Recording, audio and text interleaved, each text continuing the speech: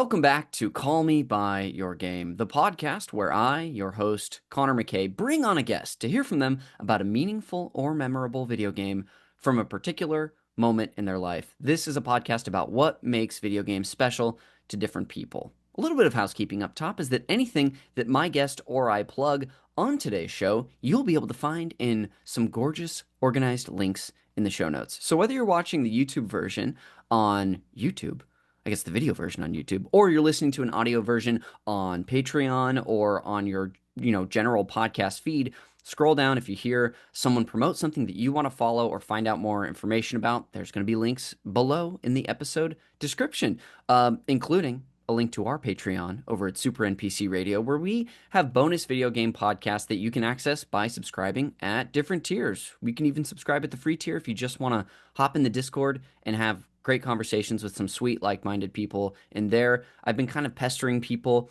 in the We Like Sports channel on our Discord, which of course is spelled We like the Nintendo console, because I'm a big college basketball fan. And as of recording today, my favorite team's playing in the Final Four this afternoon. So I'm excited. People don't always respond, but we're in there. So subscribe to us on Patreon if you're interested. Even at the free tier, there's a bunch of bonuses like our Games Club and at the time of this episode coming out this Friday, you will be able to hear for free, if you'd like, the beginning of our next series where we're covering Batman Arkham Asylum in our weekly Games Club series. It's like a book club where we cover a game. I think we're going to be doing about 10 episodes on that. So that's going to be available in its entirety on Patreon. But you can hear the full first episode for free just about anywhere. And if you want to check out what that series is like, but you're like, you know what? I either don't have the bones to shell out for that subscription, or you just want to test it and see if you even like it, check us out on our Super NPC Games Club free feed. Wherever you get your podcasts, where currently our Control Games Club has just started to air from about a year ago. So it's about a year in the past that we start airing that stuff. That's enough housekeeping for me. Let's go ahead and get the show on the road and introduce our guest for today's episode. So please welcome contributor and co-editor of Read Only Magazine, Celeste Roberts. Celeste, welcome to the pod. Hey, Connor. Connor and I had some fun banter right before, and I think we both agree that, oh my goodness, we could be talking all day. Yes, yes. You know what? Turns out when you have when you have two cool people with a lot in common, you could just chat for hours. And so, yeah, we did have, I mean, I don't think it was close to 20 minutes of chatting before we actually got the show on the road. So we're already, like, I would say we're in mid-podcast form already. Oh, thank you, Connor. And what team is playing at the time of this recording? Who's your team? Yes, so I root for the University of Illinois. My Okay. family is from the Southern Illinois area. It's basically St. Louis where they're from, but it's technically Illinois, and they're in the Final Four for the first time in 21 years. So, I mean, they're the biggest underdog of the last four teams. But I am got a little hope. We're having people over this afternoon. We're gonna have tacos. I'm gonna have some adult beverages. It's gonna be great. Oh, I hope you have a blast, and I hope they win. I love hearing about the underdogs. Yes, me too. I've got my fingers crossed. We're playing the truly the Goliath of college basketball in the University of Connecticut, UConn. So Oh, we'll see. I think we can win. Check back next week when I'm just in tears on the episode. Next week's episode after Illinois loses. But good or I'm bad excited. tears, I'm optimistic. You know what? Let's hope they're good. I'm so excited to have you on the show today, Celeste, as we were talking about. I'm familiar with you because, well, the short story of it is that we know each other through the internet, but I became familiar with you when in 2021 I started listening to a little podcast called Another Zelda Podcast, which you were heavily featured on. I think because of that, I followed you on a couple social media accounts. I don't know with I think our podcasts Hmm. profiles, whether it was Twitter back in the day or definitely Instagram, but through that we've become a little familiar with each other and have chatted a bit. And I mean, you were brave enough to come on the show today. Brave. Oh, I'll take it. I'll take it. Yeah. So I used to be involved with another Zelda podcast versus the blog editor and a contributing writer, and then also Yes. co-producer with David Geisler. I absolutely adore David. He's so creative. He's so fun. I've had the opportunity to hang out with him in person 3 times. Wow. My husband and I have been to Chicago to hang out with him and record in person, and then he actually came down here to Louisiana, and we recorded right here in my That's house. so Some cool. yeah, some episodes. And I just don't have the time like I used to. I Yeah. also used to be a part of the Boss Rush podcast. I would interview people on the 1v1 series, talk with them about Nintendo games. And we also had a little book club called, oh my gosh, Talk the Walk, where we talk about talking simulators. Oh, What, not cool. talking, walking simulators. Now I Talking got to see what a talking simulators. simulator looks like. What is it, like the Yak Bat from the 90's? Could Maybe. be. Maybe that's what that is. So what is a little bit more manageable is I am a part of Read Only Magazine, which was Yes. founded by my friend Kyle Kubik, and the other editor is AJ Rush, and we have another editor who has been helping us, Miss Laura. Really appreciate it. It's all volunteer driven. So I don't know how much you had a chance to kind of peek at it, Connor, and if I tell you anything you already know, No, or go would you like ahead. me? Okay. So Kyle founded it in 2021, I believe, and I found out through another mutual friend on the internet that was contributing to it, that his next issue was the theme of fear. So Mm, each issue of Read Only Magazine is based around a one-word theme, and people write articles, draw comics, art based on that theme and connect it to a video game. So I wrote about Resident Evil 2 for the N64 and my cool. experience playing that. And then I asked if they needed help with editing. So since then, here we are, 2026. I go to events and help hand it out and sell it and introduce it. It's all volunteer driven. All the proceeds go to the production of it because it's expensive to Yeah. print a physical magazine, and it's a labor of love. People have told us, hey, this theme, like there was one called Make, M-A-K-E. This really helped me process the death of my sister because the person wrote about making memories with the original Animal Crossing, Oh, wow. playing it with their sister and the letters they would write to each other in the game Mm. and seeing those things. Wow, that's so cool. I love hearing about that. Such like a little grassroots, I don't know if that's the right term, but a like you said, a labor of love, a smaller passion that other people are really connecting to is so much fun. It's not too different from, what our network has over here at Super NPC Radio. It's like Yeah. we have as I've already promoted the Patreon a bunch, we have patrons who support us every month financially, but almost all of those proceeds go towards our programming and paying for our operating costs, the art that we have that people make. But it is for us as well the reason we've been doing it for going on 6, 7, 8 years now is that it's a labor of love. So I can totally relate to that, and I'm so glad that you found another place to just channel that energy. Oh yeah. I wish I could do all the things. Yes. And I love what you and your friends do because I can tell just the things that y'all bounce off Yeah. one another. It's funny, and you don't take the topics too seriously. Hmm. Like but I can tell there's this genuine love and reverence for video games, Yeah. but you're also doing what the whole point of video games is, to have fun Hmm. or to connect with a video game. Yeah. And recently, I have been asked by Jeremy Harvey of Chat of the Wild to talk about Zelda on there. So that's another little thing I'm doing. We're covering the Yes. first Zelda game. It's like a play along So series. cool. So I just wish, gosh, Connor, I wish I could retire because there's so many creative projects I would love to do. Like, I would Yes. not be bored. That is I it's words that I wish I would have spoken as well, because I also wish I had just endless time to pour into creative passions that we have. I love that. I'll definitely include a link to Read Only Magazine in the show notes, and then I can include one to Chat of the Wild. Is there anything else that you want to plug or want the listeners to know about, or a place to find you at? Oh, well, I'm on the internet at Fairy Crypt, FAERIECRYPT, Blue Sky, Instagram, X, Twitter. I don't really use it as much Yeah. anymore, but it's there. Pinterest. We use Pinterest. I hope your Pinterest followers spike after this Oh, episode. all the recipes I'm saving so I know what I'm going to cook that day. So, are you a Pinterest user, Connor? I'm not a Pinterest user, but I've definitely stumbled upon the website a handful of times. It's a good recipe Mm, book right I there. love it. Well, incredible. I'll include links to your socials as well. We are about to, during the first half, discuss your general history with games. But before we do that, I would love if you tee up what we've got coming on the main event later, and please call me by your game. I'm so excited to talk about Barbie Riding Club from 1998 for the computer. I am so excited about this. I told you I'd save it for the pod, and I'll save most of it for the second half, but all there's all sorts of games people bring on the show. People bring on the most obvious popular games you could ever think of, like Super Smash Brothers, a Zelda, a Mario, a Halo.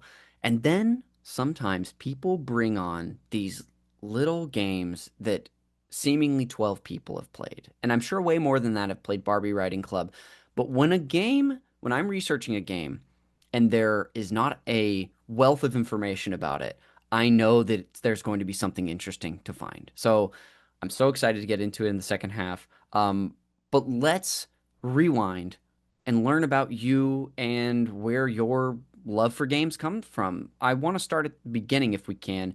What are some of your earliest memories that you have about video games? This could be an experience of you playing something for the first time or watching someone play something. What comes to mind for you? I really appreciate that you do this with all your guests, Connor.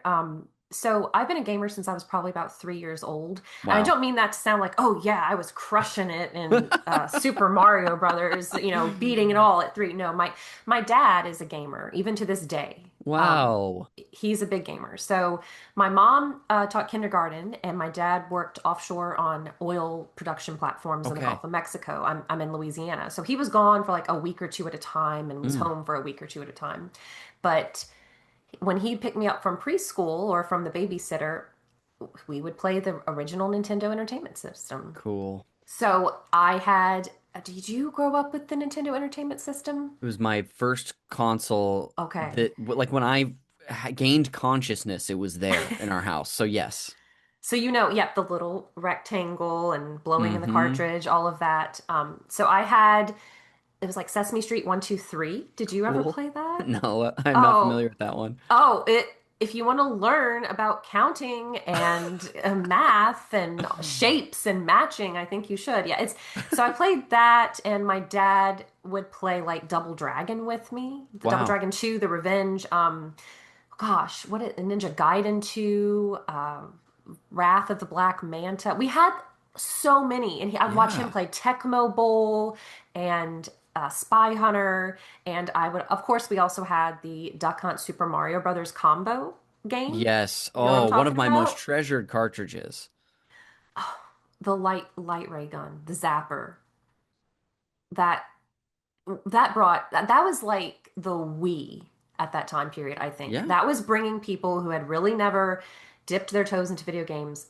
It was introducing them to video games. Like my great grandma, who was alive at the time, she was playing Duck Hunt That's incredible. at like I 80 can something years old. I love that. My grandparents also, I was telling you about my family from the St. Louis area, but when my grandparents were still around, even from my earliest memories, they, like, we had a Nintendo at home, but my grandparents also had an NES at their house. So would go, when we'd be visiting on vacation, I could go play their games. And we had some crossover, like the original Mario, Duck Hunt, but then they had things that I didn't have, like the Goonies 2, that I never Wow. knew existed. So, and even just thinking about the Zapper in particular, there is the sound that the trigger makes, the like spring Yes. sound, Yes. I think could, like, I don't know, there's that moment in Ratatouille where the chef, or like the food critic, tastes the dish at the end and he's reminded of his Mm-hmm. childhood, and it's like, for me that's probably the Zapper sound. Oh. Yes. Oh God.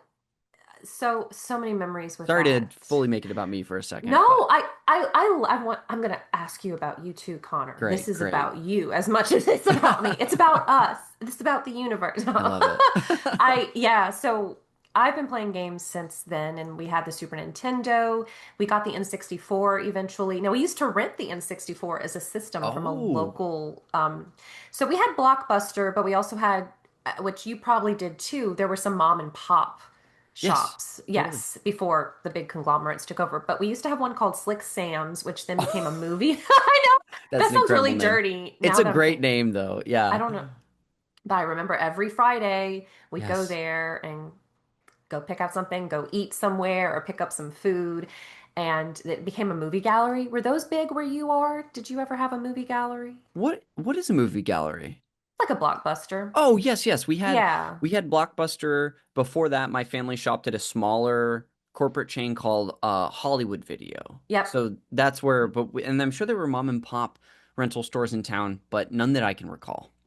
Got it. Yeah, like we had some, like you if one of them didn't have the game you or the movie you wanted, you'd go to the next one. Mm, And I can see that now that would be kind of I can understand how that would be an inconvenience, so to speak, because it's like, oh God, I gotta go grocery shopping. I gotta do all these things at my house. Now I have to go run around. There was something really special about that ritual of hmm. you're devoting time to making a decision. With Yes. all people in the community, where I live is small, maybe a population of 15,000, but God, and then if you talked about it at school with your friends and you would go to pick up the game and you notice it was missing or it wasn't available, oh, I bet Billy rented Castlevania 64 for the weekend because I told him about it. Uh-huh. Things, yeah, and then GameCube. We were a Nintendo household. I have two younger Yes. sisters, um, but I think we just were drawn to all the Nintendo titles, Yeah. and it probably made sense. Like, hey, this is the system that everybody's going to play. I didn't really were you a like different types of systems beyond Nintendo household, or did y'all kind of stick with Nintendo? We were mostly a Nintendo household. I was very interested in other consoles. I've like remember specifically the PlayStation 1 was the console I would go to two different friends' houses to play. But for me, I almost exclusively had Nintendo consoles until my 20s when I was like, "Oh, I Hmm. have expendable income and I want to e explore other things." So mostly Nintendo as well. Yeah, I guess it was because it was probably also like financially savvy just to have, hey, there are four people in this household. We can't get, 5,000 systems, but we each Yeah. had like a Game Boy Advance, and my sisters had the Ooh. SP, and they had the Game Boy Ooh. Color. So so this is where my computer's experience comes Yes. in, Connor. Besides playing on the computer at school, did you play Mario Teaches Typing? Is that how you learned how to type? No, it's not, but we did have typing games that we would do at school. Yes. Yes, Do you absolutely. do you remember any of the names? Gosh, Were they I fun? well, there was a Mavis Beacon was a typing Oh, program, yes. right? That Yes. sounds like I would have used it. I can't remember the programs, but I can remember like the computer lab and where I would have been sitting. Like the more tangible parts of the memory are like the physical space and the machines rather than the software we would have been using at that young age. That's a great point. I'm remembering our computer labs at school Yes. too. Like, yeah, so yeah, they had like a Mario Teaches Typing, and then we played Wow. that. Um, but I grew up on this small lane, like a little private family lane with Hmm. maybe six houses. So like my mom's first cousins lived near us. Her grandparents, my great grandparents next door to me were her Oh, parents. wow. So yeah, like I didn't have the subdivision experience when I was a Yes. child. Did you have that, or did you also grow up far away? It was pretty Modesto where I'm from is a town even back then of about close to 200,000 people. So it's a town, but it really is a city. Like one of the smallest or like the biggest small towns in the world. There was a better way to say that, but it was spread out, but it was dense. So yeah, a lot. Our neighborhood was is very big, and it was also from like an older development. Like I think our house must have been from the 40s was when it was built Wow. originally, maybe 40s or 50s. The one we eventually would move into, but the first house I lived in was more of like a subdivision with uh of like a newer sort of constructed buildings. I don't know if that answers your question. Oh no, it does. Yeah. Cause like growing up, I'd go to my friends' houses for sleepovers and they lived in little subdivisions, or when it was Halloween, nobody would really come down our street because it was Yeah. like this little drive and you miss it. But so we'd go to subdivisions. That But makes sense. it was kind of magical because they had this huge lot. My grandpa would grow peach trees and he also did field trials with beagles. Have you heard of that? No. He would train them to race and Okay. hunt. So he would hunt rabbits and ducks with his beagles, and so he had some beagles outside. And I remember he's like, I'm going to the field trial, and they go train them to like compete Wow. and stuff. So, my grandpa, he passed away in 2019, but he was someone who I think he was one of the smartest people I've ever met. Like Yeah. if he wanted to learn something, he would read all he could about it. He taught himself how to play guitar, keyboard. He was a mechanic and a school bus driver.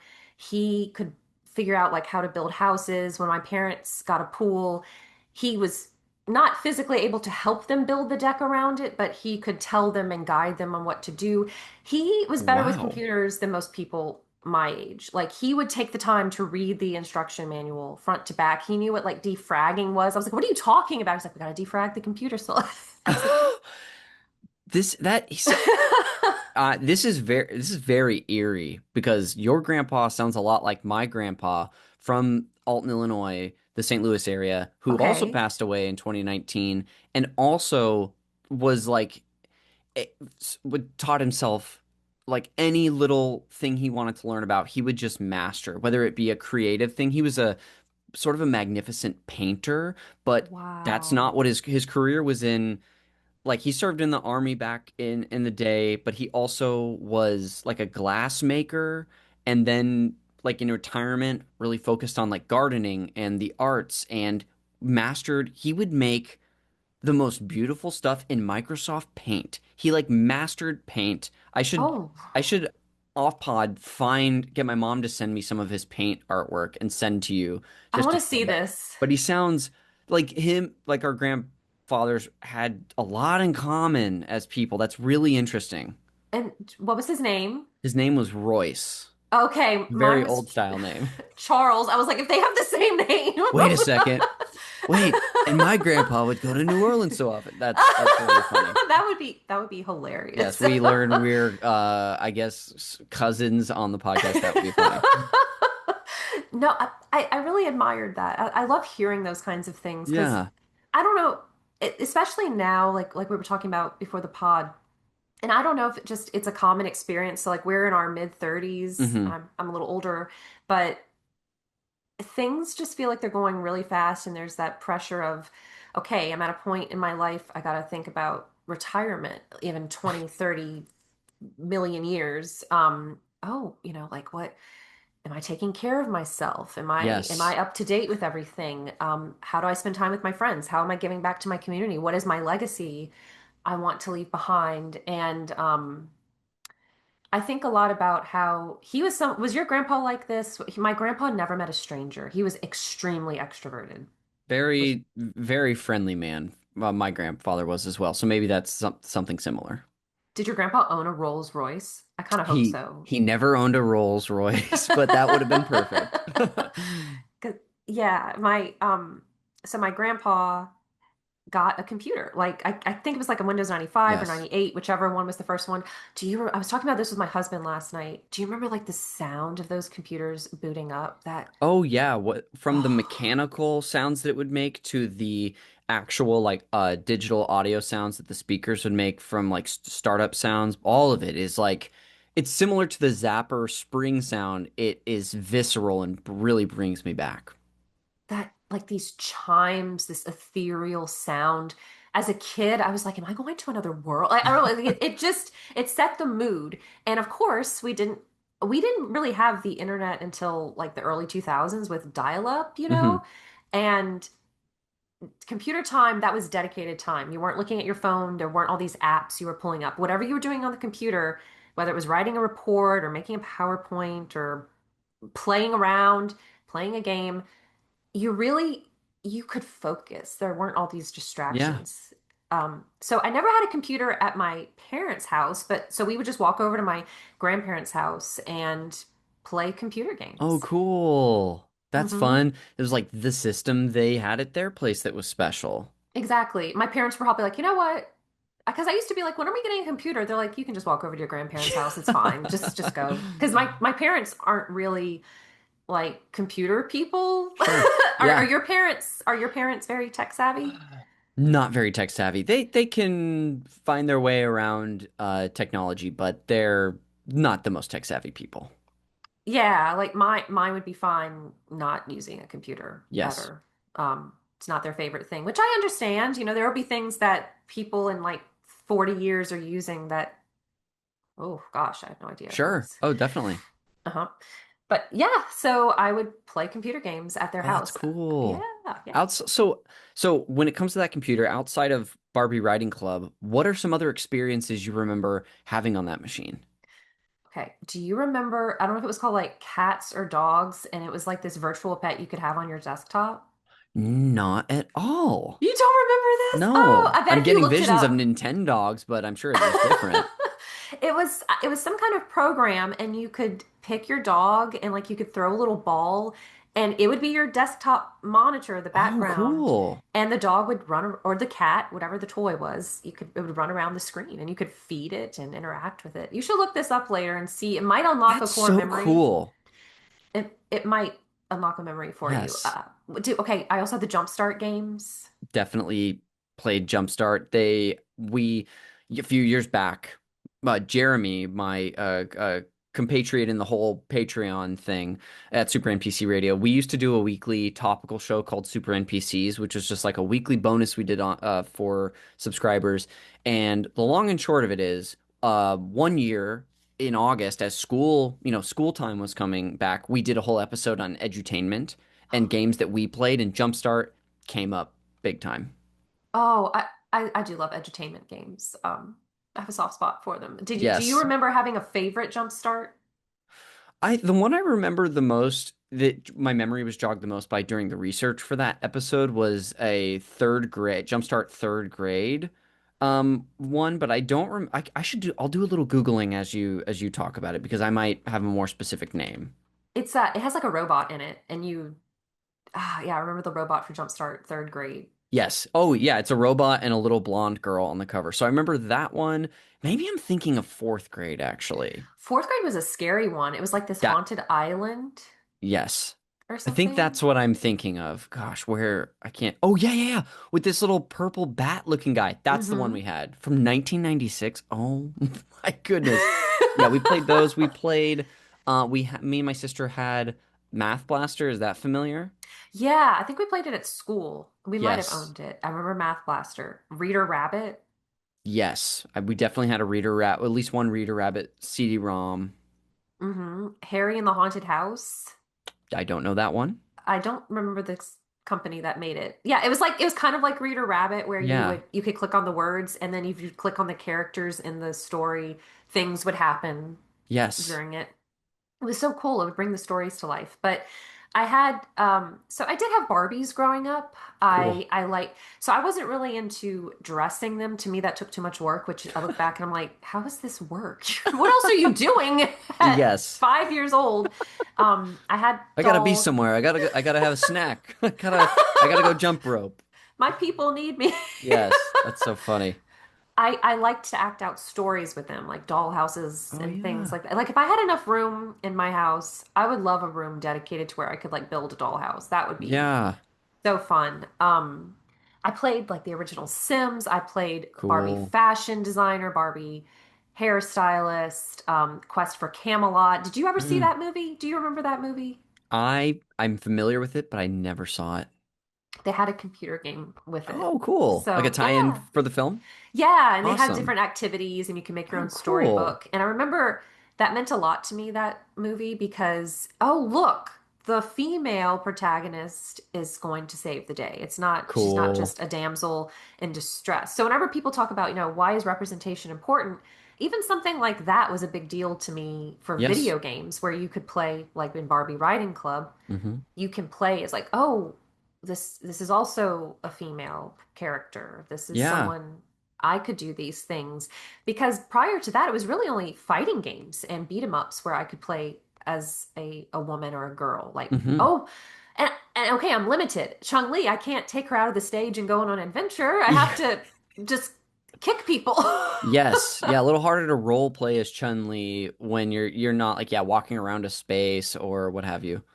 Yeah, or like Killer Instinct. Did you play that back in the No, but I'm also day? familiar with that. Was that I know it was a fighting game as well. Did Rare Hmm. make that? Yes, Okay, yes, great. Yeah, it's the yes. amount of knowledge I have about stuff I've never even played when it comes to video games is silly. But You're an encyclopedia. yeah, yes. Hopefully, and putting it to use in this moment here in a interview podcast. I, But I think you were still listing games. I'm sorry. oh no, gosh, like Moto, there was like a Moto Speed Racer we Hmm. would play. It was like a little motorcycle game. I'm trying to remember. I'm sure there were other ones, but those were the main And games. was I mean, this yeah. was this computer game era at your grandparents' house? Was it sort of isolated to like a several year period for you? And was that sort of like your PC gaming era? Yeah, I think they got the computer when we were, gosh, what year was it? Like maybe 98, Okay, 99. So, oh, and then of course Sailor Moon 3D. That's another one. That's cool. another big one. So like yeah, throughout school, that's where I'd go to do my projects. If I needed to do a research project, put in that Encyclopedia Britannica disc.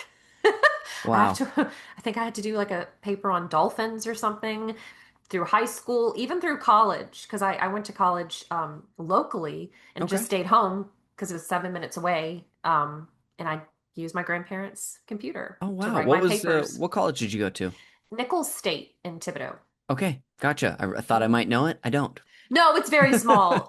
The mascot looks like a zombie version of M. Bison from Street Fighter. What? That's interesting.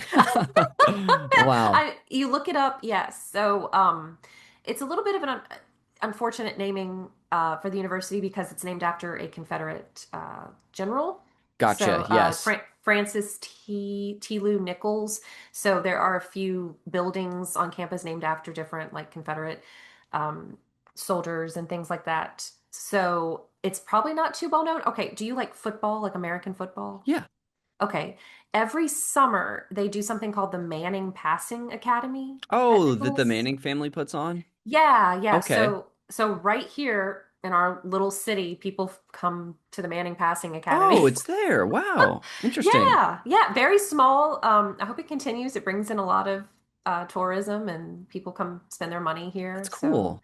yeah, Oh my gosh. I I think I it sounds like even just the beginning of this conversation that we could spend so much time on so many eras for you. So if you don't mind, I've got a few specific questions about your history with gaming I want to ask before we move on a little bit later. sure. Um, so the first question I want to ask you is when you maybe like after high school, what did gaming look like for you? Has it been a consistent I guess enjoyment in your life? Did you have more casual or serious periods as a gamer?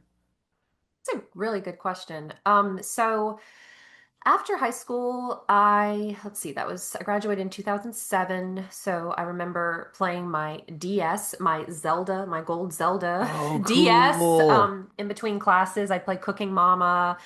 Gosh, was it Phantom Hourglass came out that year? Oh wow, yeah, that sounds right. And was Spirit Tracks 2009? Yes, Okay, yes, gotcha. yes. Are you class of '09? I'm class of '09. Yes. Okay. Oh, see, There we remembering go. Zelda. I'm like, oh, you were a senior and I was a sophomore, that sort of thing. Yes, That's I was ancient. yeah. I was doing so much. But no, I played. I continued to play like with friends and my boyfriend at the time. We'd play. Cool. We'd have like Super Smash Brothers nights, and I'm trying to think of all the games that came out from 2007 to 2011 while I was in college. I remember, of course, Skyward Sword came out later in Yes. 2011, but gosh, what else? It's a blur. Like I was still playing games and they Yeah, were still meaningful to me. I it's I had an experience, and maybe it sounds like it could have been similar for you, so please uh correct me if I'm wrong, but for me, or how similar our experiences were. For me, in that era of gaming, like end of high school through college, gaming was still a one of my casual hobbies where I was hitting the franchises that I still really loved, like a Zelda, Hmm. occasionally a Pokemon game, a Mario, but I wasn't like I didn't have the relationship that I have with games now, or maybe when I was a kid, where I was playing as much as I could or trying new things. Was that kind of what you were experiencing as a gamer? Was hitting highlights, or because of your limited time? I'd be curious to hear. You're probably right, Connor, because I am blanking on, and I'm gonna like it's gonna be after this recording when it comes to me. I'm like, Yes. what games came out in those 4 years? Like, Yes. I think Sims 3 came out in like 2009. Okay. Okay. So I was still like Sims 2 to this day is my favorite one, and I'll still play it to this day. But like Mm, I would sim out, as I would call it. I'd put my yes. aim away message as simming out Yeah, that's awesome. Oh my gosh. to play The Sims 2. I'll be busy playing The Sims 2. Yeah. Did you play that? Wow. Were you a simmer at N all? never. I never played The Sims. I think it was because I just didn't have I got introduced I ended up sort of attaching to most the games that I attached to were because my friends played them and they were sort of my gateway into it. I didn't do a lot of like discovery on my own growing up, whether it be games, music, movies, shows. My friends were the ones who showed me the world. And so I just didn't have friends who played The Sims 2 or that I was like at their houses when they would be playing. Hmm. So it was a total blind spot for me. And that probably saved you a lot of money because they have so many expansion Yes, I packs. didn't get any of the yeah, not spending money on all the many expansions that they had. So many. So many. I did Yes. work at GameStop as a seasonal worker in 2007 for the Oh wow. holidays, but I'm trying to remember what the games were. That was like the Wii was Yeah, it was like in its big. starting its second year. Maybe 2007 was a big year for like the original Mass Effect. Portal, BioShock, I believe, Mm. was debuted that year as well. Probably, I'm sure many others too. Super Mario Galaxy. That Oh, was yes. yes. Okay. I've dabbled in that one. I have not given it the full attention it deserves. Did you play Yes. it? I did. That was again during that sort of casual era of late high school for me. Mid to late high school was that was one I got around the day it came out and ate the whole game up. Loved it. I missed that time. I missed. Yes.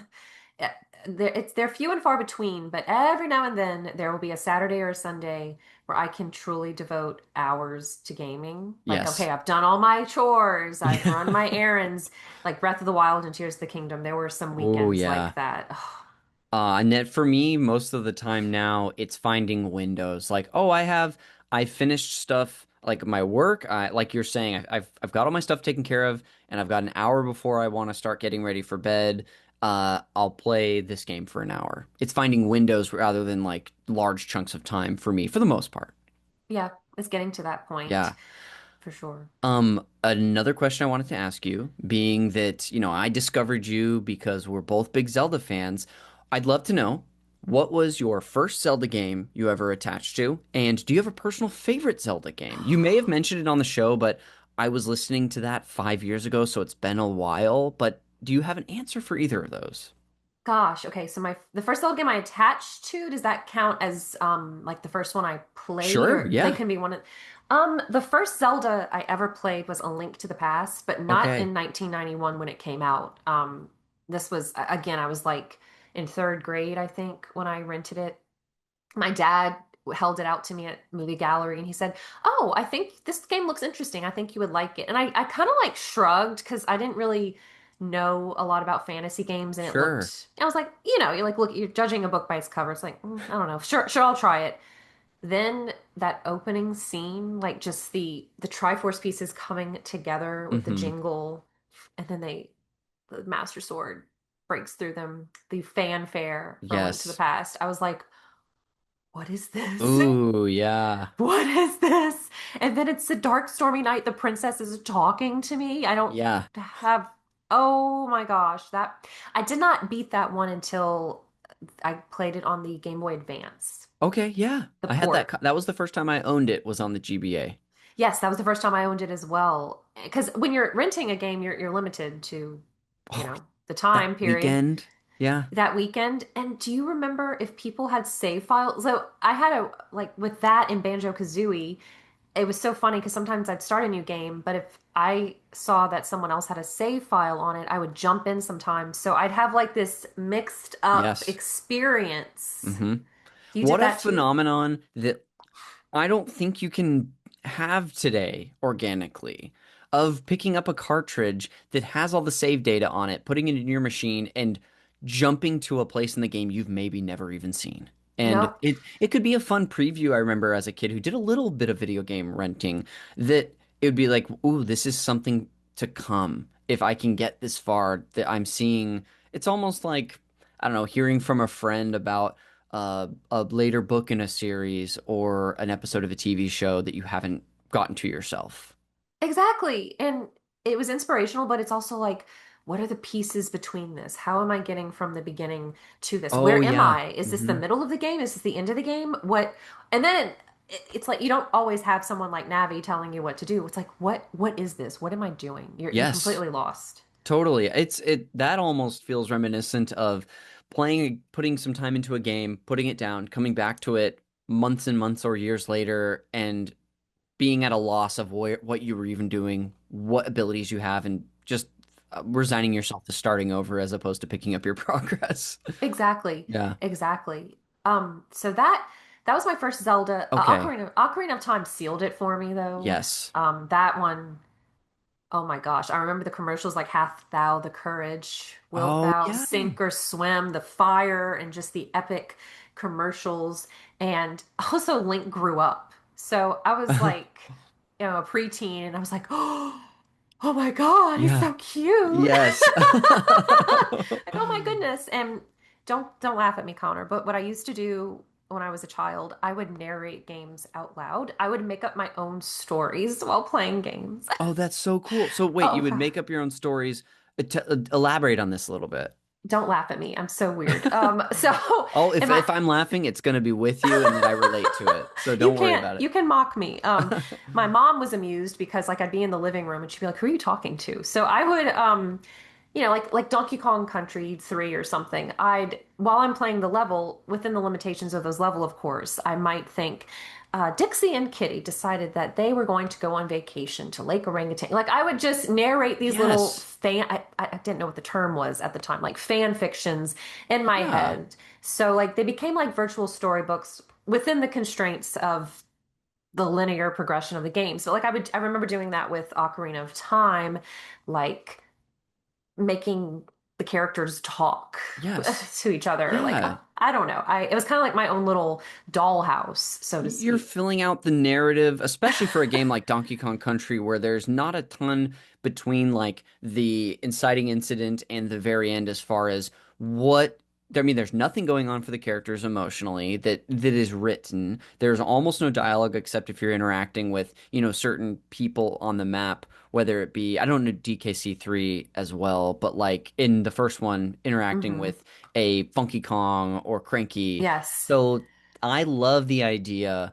of adding your own, filling out the story and the characters yourself. Even in Ocarina, which has much more narrative and character development to it, there's also plenty of time in that game where I don't know yeah, why did Link go from Kakariko to Lon Lon Ranch this day, and what happened on the way there? Like sometimes it's Yeah. just you running the path, but you could make up your own story.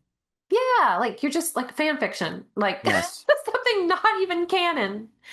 But my favorite Zelda, so I used to think it was Twilight Princess, but I Yes. I think Majora's Mask Yes. would be my favorite. Would it be the one I recommend a novice play? No, to be Yeah. honest, because I think that would completely confuse them. Like, okay, this I don't think this is the best representation of Zelda, but the amount of I guess philosophical thoughts I've had and things I've related to from Majora's Mask have resonated with me. And I think about that game a lot. Yeah, we Yeah. did we did a little corresponding about this too on our lead up to having you on the show today in some of our earlier emails because you've heard me express how that's my personal favorite game of all time. And I agree that it's definitely it would be an I think a pretty rough entry point for the series. I would recommend, hey, play Ocarina, play like several Zelda games before you go to this one, especially with such a strange structure. The time mechanic can be abrasive. But there are things that I always was attached to it.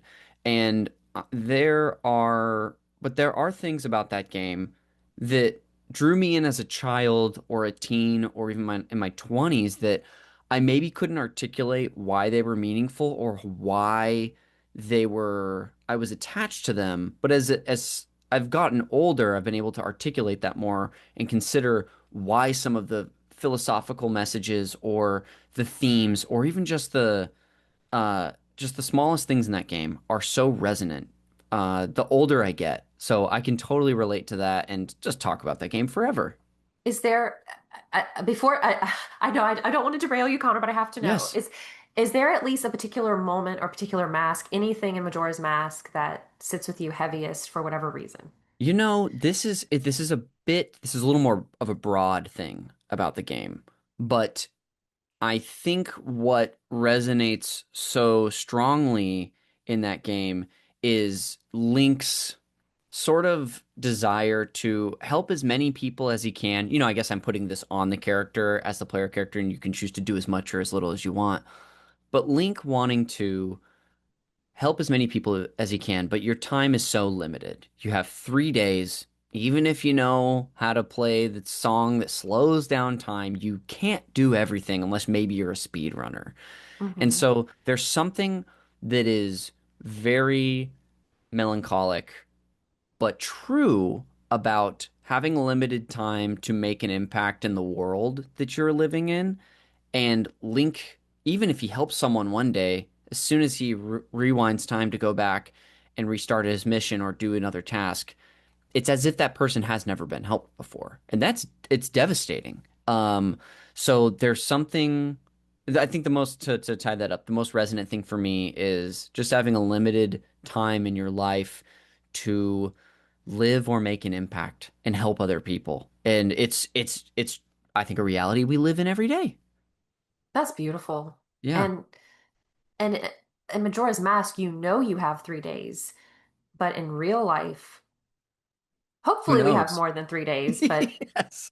um also you might have shorter. It's so more not to be morbid, but yes, That's true. it makes you reflect. I love that. Like he wants to help as many people as possible. What are you doing with the time you're given? Yeah. But And what then about yeah. you? You posed that question to me. Is there something that is the most resonant or that you even just are thinking of right now from that game? Could be a mask, could be a moment, could be a broad thing. It's kind of what you're talking about, and I wrote about it actually, like not to be too pluggish, but it's Plug really away, my friend.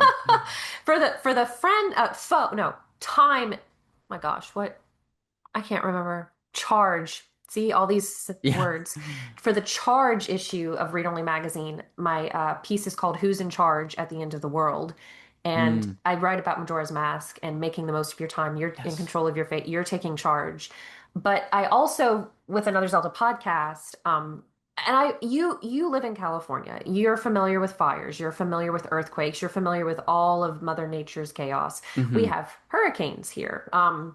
So in 2021 we had Hurricane Ida. Now I've been dealing with hurricanes my whole life. It's just you get used to it, you adapt. But Yeah. that was the first one as an adult with, my own property, having to deal with insurance. And my husband and I stayed for it versus evacuating, and it was a category 4. I mean, it was like 130-mile-per-hour winds or whatever it was. And Wow. um I remember like we lived with my grandma for 9 months while our house was getting repaired. Um Mm, And I remember thinking about the people in Termina, like yeah. everybody's asking one another, are you leaving? Are you staying? It just reminded me, because that's the conversation you're having with your neighbors, like, hey, are you evacuating? Oh, if you're staying, do you mind? Like, can you check my house after? Let us Yes. know if you need anything. Just that sense of doom, which, a hurricane is not the same as the moon crashing down and completely destroying But there are everything. parallels, it sounds like. Yeah, I mean it comes and goes, and you. you live. But it definitely taught me like the community after Connor. There were people I've never met before. They came put tarp on our roof, Wow. brought us food.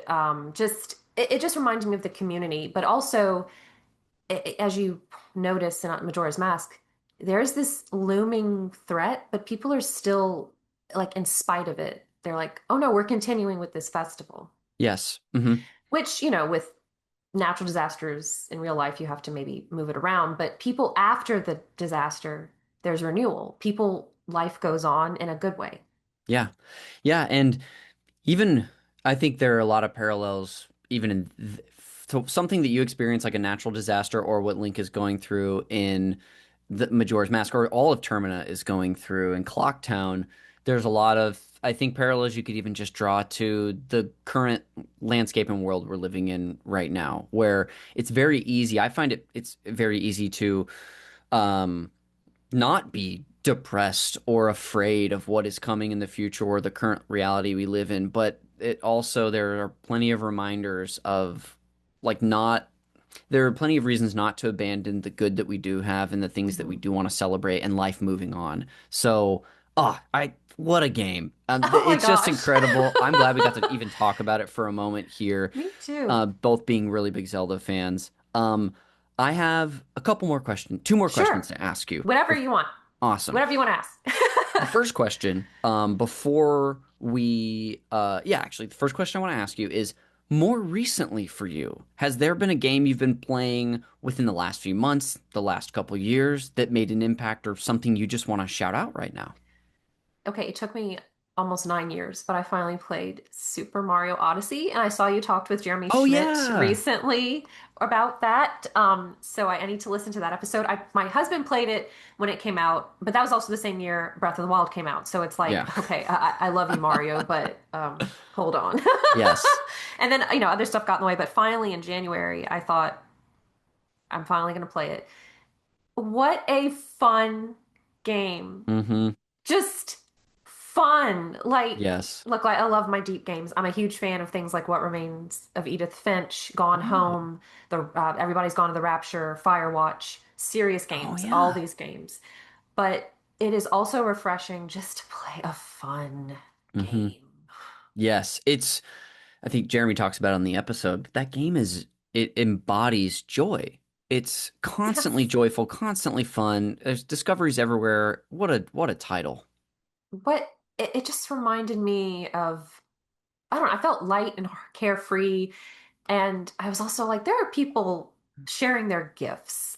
Yeah. One of my favorite English professors when I was in school, I actually listened to one of his recent poetry readings. He would always talk, and he said this in my last class with him. He told us, share your gifts, share your gifts.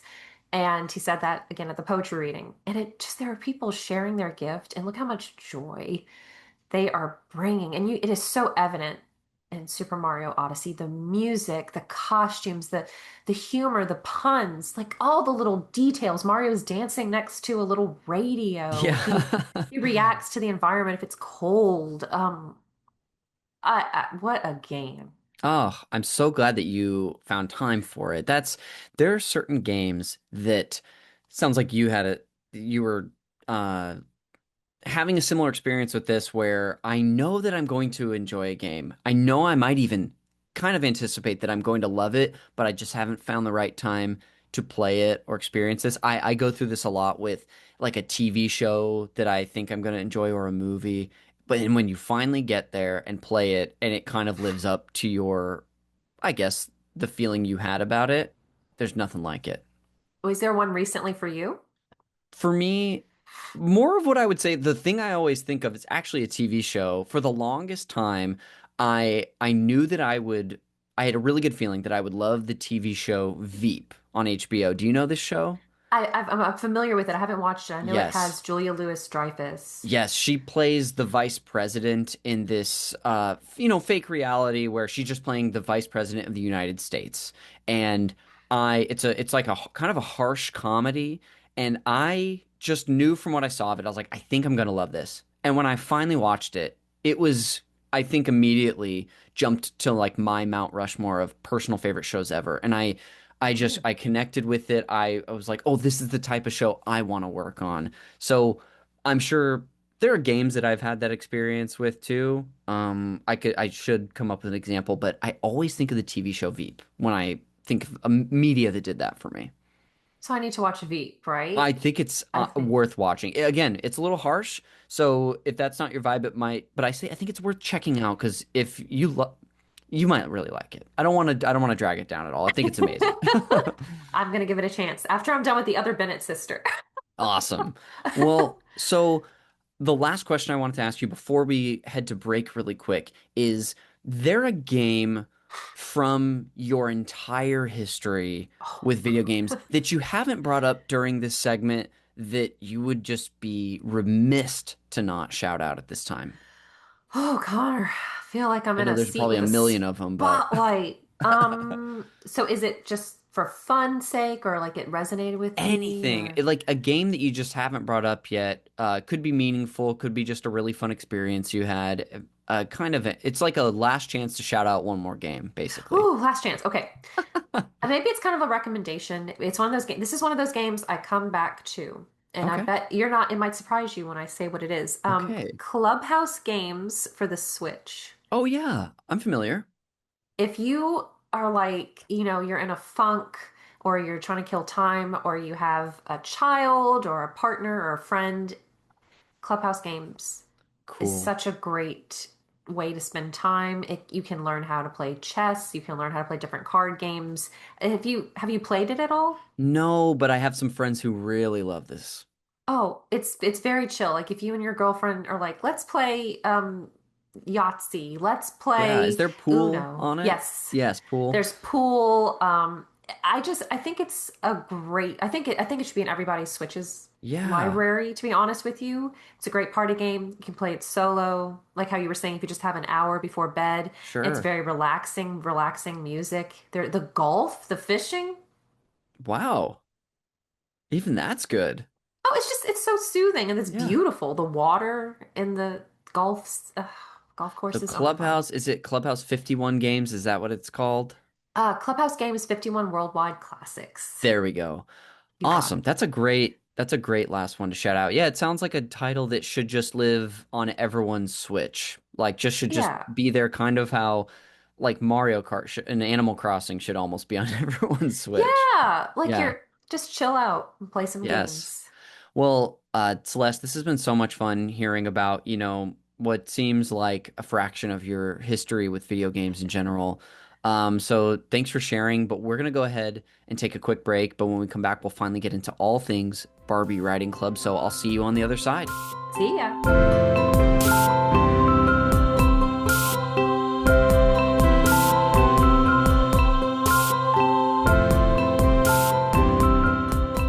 Welcome back to Call Me by Your Game. Connor McCabe, returning to the microphone with my guest Celeste Roberts. Celeste, welcome back. Thank you. Thank you, Ty. It's good to be back. And it's good to be back, and it's finally time to get into all things Barbie Riding Club, the main event. So, like I told you before we started recording and earlier in the show, we're going to do a little table setting for what this game is for the listener, and then we'll dive into your personal history. I am going to monologue for a little bit about this game, but if you want to jump in with an important detail or history or context yourself, you've got the green light to do that. Awesome. All right. Well, without further ado, here I go. Barbie Riding Club is a 1998 video game developed by American studio Human Code and published by Mattel Media, and it probably goes without saying is based on the IP of Mattel's Barbie dolls. Its gameplay involves feeding, grooming, and riding horses, and it was designed to be for ages 4 to 8. The game invites players into an equestrian fantasy where the bond between girl and horse is central. Framed by a quest to find a mysterious horse, the game blends light adventure with puzzle solving and timed races. Players navigate the world from a first-person perspective, peering over their horse's ears as the screen rhythmically bobs up and down to simulate riding. Barbie can dismount and explore short stretches on foot as well, And the gameplay unfolds along predetermined trails that you can explore with occasional opportunities to jump obstacles like fallen logs and rocks. And while the horse's movement is largely automated, the game compensates with a variety of activities and settings. It says here that navigation is intuitive, aided by menu icons and verbal help prompts. Ambient sounds like bird song and hoofbeats add to the atmosphere. I also saw that in the, let me go ahead and click go back to the main article, that this was like the best-selling CD-ROM game in the month that it debuted in 1998. So it also, there's been a lot of Barbie games. This one did decently well. But Celeste, I just was monologuing for a bit. Is there anything you want to include about the game that's important before we jump in, whether it be framing an aspect of the game or history that I maybe didn't include? I don't know if it was I wouldn't say it's Barbie's first adventure game because there were some Barbie games on the Yes. Super Nintendo and even the original Nintendo, but I think this one I remember it being kind of a big deal when it came Yeah. out. Incredible. Yeah, it definitely struck me that it seemed to be a little more open than I would have imagined after starting some research. Well, Yes. let's talk about your history with it. Do you remember how you discovered this game? I probably saw a commercial for it like on Yeah, either Cartoon Network or Nickelodeon. Do you remember the kids' toys commercials growing up? absolutely. Yeah, I remember thinking, "Oh my gosh, this looks so cool." And I took horseback riding lessons for about a year when I was 12 or 13. There was a local, Oh, wow. um, I don't know, farm or I don't know if the term would be a stable where Sure. I guess I'm like, okay, so fancy to say. So, duh, Celeste, a stable. So, yeah, I didn't do it like to compete or anything. It was literally just like, I don't know if it was every Saturday or every other Saturday. Just I was interested in horses. Yeah. I wasn't like a hardcore horse girl like Tina on Bob's Burgers, if you've Yes. ever seen. I wasn't like that, but I was like, I want to try this. I want to ride a horse. Have you ever ridden a horse, Connor? I don't I don't know if I've ever been on a horse. I Ooh, that's a great question. I think I've definitely never taken lessons or ridden one solo. I may have been on a horse with someone like a professional, but I can't remember. you, it's you Seems realize scary. I'll say that. it is Or it intimidating. it's a humbling experience. And now I had an older horse.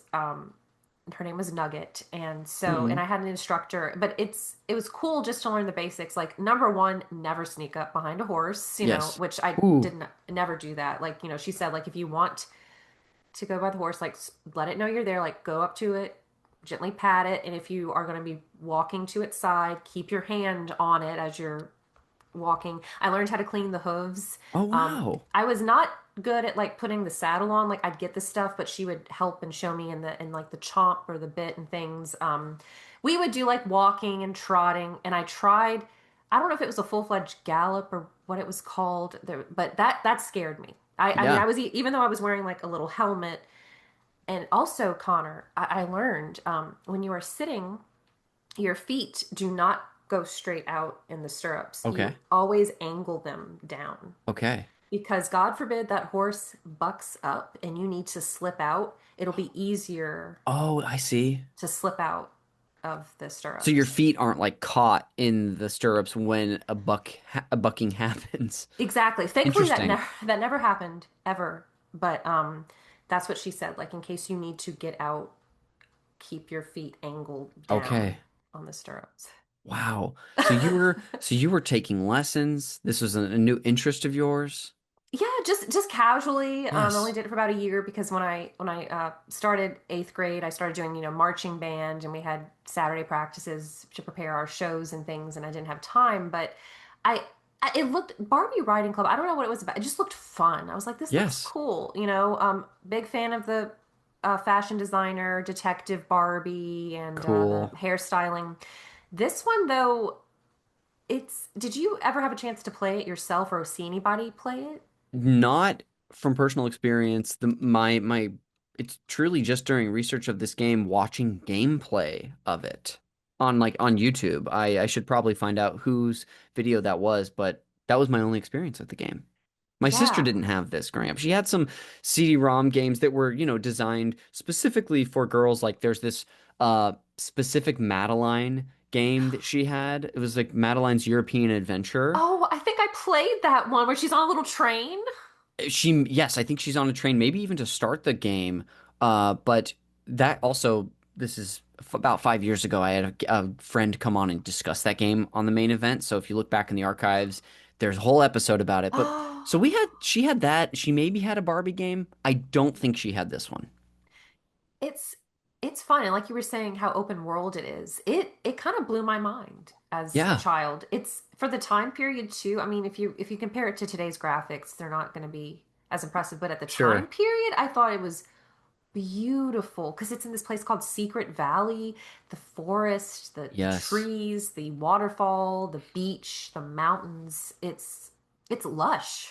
Was it like so? Was the thing that, if you can recall, when you maybe first playing it, what was it that piqued your interest? Was it the visuals? Was it the horse element? Was it the openness of the game? I'd be curious to hear.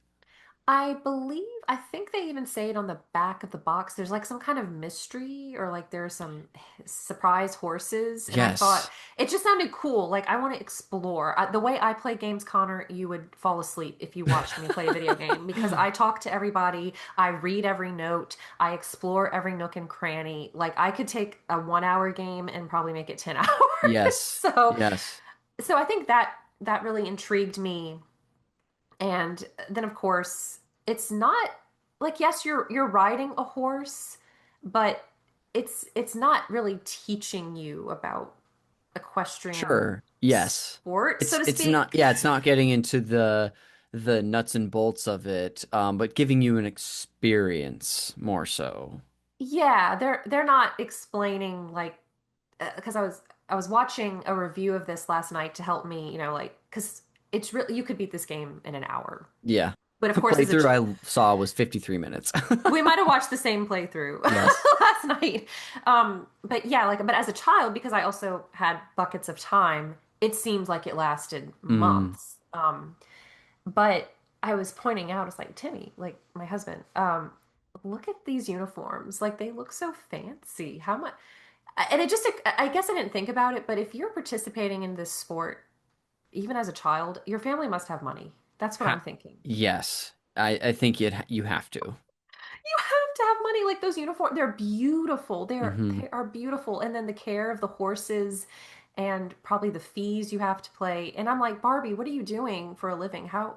And like, but as a kid, it's like, oh, can I just casually go to this club with my friends and ride horses? Well, if you have Yes. the right parents, like, Exactly. but yeah. And I'm also wondering how old are Barbie, Christy, and Teresa? Like, are they in their 20s at this point? What are they doing? Are they like on vacation? Oh I started yeah. thinking, you know, uh, you can't question Barbie games. You just accept them Yes. But as for they someone are. like you, you've already told us on this episode on how you would make up your own sort of narratives and stories so that it makes sense that you would have been maybe asking this question in your own head of what's going on for them. Where are they in their lives? How old are they? Yeah, Is this a summer that they're taking between school or starting their first job? What's going on? yeah, and also like Detective Barbie. When did she go to like did she study criminal justice? Like, what's going Yes, on? it starts to open up. You go down a rabbit hole where you're like, wait, are there multiple Barbies? Is that Barbie not this? Is this an alternate universe? Oh my The, the God, the Barbie, just conspiracy. the multiple timelines that split off. I That's funny. Go ahead. Sorry. I no no it's I do want to shout out because when I was preparing for this when you invited me I was researching videos and there's the gentleman named Half Moon Joe Oh, and his playthrough is absolutely hysterical because and we'll get to the point but like he's just making comments like he just kind of takes it in a dark humor direction sure. which I Yes. can absolutely appreciate and did you read like the storyline of it, like what's happening in this secret valley? Oh, not outside of the like basic information that I just read off for us. No. So Okay. go ahead. So it's Again, I don't know what they're doing here. They're just in Secret Valley. They're riding horses, and they're like, legend has it there are these like secret horses. And I'm thinking, then of course, when I played, is it Breath of the Wild or Tears of the Kingdom, where you can see Zelda's horse? The Oh, yeah, one of the two, yes. Yeah, I kind of thought of that. I was like, oh, Oh, yeah. did they get their inspiration from Barbie Riding Yeah. Club with the special horses? So you pick your horse. You have four horses. You can change their name. And listening to Barbie talk, like even in that little let's play, I'm like, oh God, how did I put up with this? This gets on my nerves. Yeah, is it again, I just watched a little bit this morning. Well, she has a very specific Barbie-like voice. I don't know if robotic is the fair way to describe it, but it when you listen to it, you it's pretty consistent throughout, is maybe the polite way to put it. She has her teacher voice. She has Yes, yes. let's go to Rabbit Falls. And the inflection in her voice, the intonation, the rising. Let's feed the horse, or whatever you can name your horse, and they're pre-programmed names. So she'll say the name of your horse, like, Oh, let's yes. feed Belle some carrots. Oh, yes. It almost it, sounds like the sentence has been built with different recordings of words rather than the voice actor actually saying a full sentence, especially because of the plug and play of like the names and the items and stuff like you're saying. oh, and you can tell the difference, like, let's give Belle, let's give Sunshine Yeah. the carrot. But then you can go on little missions. You go to the little bulletin board, and Teresa saw something sparkling at the beach. Let's go check it out. And so you can hit the little signs and fast travel. You can also race Christy or Teresa, or they'll call you for help. Like, my horse lost its horseshoe. Can you help me find it? Yes. And I'm like, how? I'm also thinking, of course, the game makes it obvious as all heck, but I'm like, woman, how am I going to find your horseshoe? Yeah. Like, that, do I need a metal detector? Like, Yes. what's go- don't think about it. Just enjoy it. Just take it for what it is. But apparently, like, there was this family living there, and you can find a letter from the Oh, dad to yes. his daughter, and you can go like on a little treasure hunt, scavenger hunt. You find their old cottage. But in that Half Moon Joe video, he was like, "Are we gonna find corpses in Yeah. this How cottage?" dark is this gonna get? so I was telling my husband, wouldn't it be amazing if someone took like gameplay footage of this and made it like a horror movie? Oh, sure. Yeah. No, I mean, your mind can go there. Oh yeah, this I don't know if this tells you all you need to know about me, where I'm like morbid, but Yes. Like, oh it's man, and to see Barbie finding something so dark and harrowing, maybe a little off brand for Mattel, but it's fun to think about. yes, dark God, Barbie Riding Club. Okay, I want to ask you, when you would play this game, and maybe actually I might have you start to dive into the context of your life a little bit, as much as we can keep talking about details from Barbie Yeah, Riding Club. Um, is it fair to assume this is a game you were playing at your grandparents' house? that is 1000% okay to Can assume. Okay, great. No wonder you were I assume that's why you were teeing us up in the earlier history of game section. Can you do me, I would love to do an exercise with you. Can you scene paint for me what the room was like in their house where this computer was set up? Give me details of what the room was like, what stuff was made of, if you can remember where the computer was. Walk me through that. Okay. So what's interesting about my grandparents' house is it was my grandfather's former mechanic shop that he turned into a house. Wow. So yeah, you if you would come to visit today, it's a full-fledged house, but the house that I grew up in was the house my mom grew up in. Okay. It was her parents' house. Oh, Brick ranch style house, 3 bedrooms, 2 baths. So my grandparents' house, they have a carport. Nobody ever uses the front door. We'd always go through the door into the okay. carport, enter their kitchen, and you might have seen this in kitchens where there's like a partition between the kitchen and the living room, and in the middle of the partition there's like it's like an opening so you can look into the living room. Sure. Yes. Not a window, but like a just a opening, just Like a square. a hole that you can see through almost. Yeah, Kinda? yeah, Yeah. yeah. So then you walk and there's the kitchen table. There's a hutch behind the kitchen table with china and things. Then you take a right, and there's a living room. It's interesting because my grandparents have linoleum on their floor, Hmm. but for a section of the living room, it's carpeted. Oh, interesting. Just a section. Yeah. And so to the left was there was a kind of like a built-in entertainment system that my grandpa had made where he had a cutout to put the TV. And so his chairs, all the chairs are over here. There's a floral couch. He has his recliner, like a brown recliner. It's fuzzy, but the arms are like wooden. Okay, You might have interesting. seen some like that. And Yeah. then There's already so much character in this room. and he was a musician, so like he has guitars Okay. around.